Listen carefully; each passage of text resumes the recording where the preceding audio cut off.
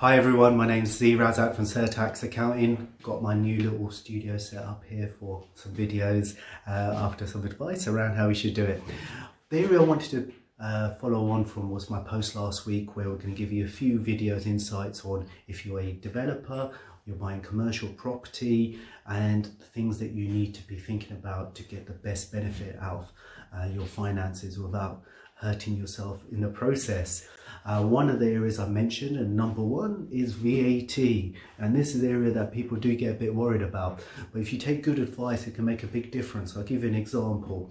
So if I was buying a commercial property, say for £500,000, and I find out that there'd been an option to tax on it, that means I would have to pay VAT. And on commercial property would have been standard rated at 20%, so that would have been £100,000 I would have had to pay VAT, and that would have caused a number of problems. How can I plan against paying that VAT?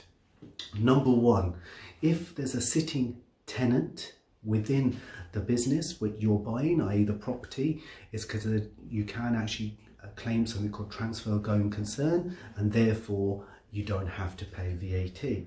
The second one is if that's not the case and you are converting it to residential, and for this example, because it is quite a complex area, if I say I'm going to convert the whole building to residential, I can apply for a VAT 1614 form, VAT 1614D to be specific, and this will make sure the whole thing is exempt for VAT, and this can make a big saving in your pocket because it has knock-on impacts, not just for the VAT aspects, it also has financing cost impacts, because when you go to the mortgage broker and you say, great, I've got this thing to buy, and they say, yeah, great, but we're only lending you up to 500k or 75% 500, you're like, where am I going to get the other 100,000 from?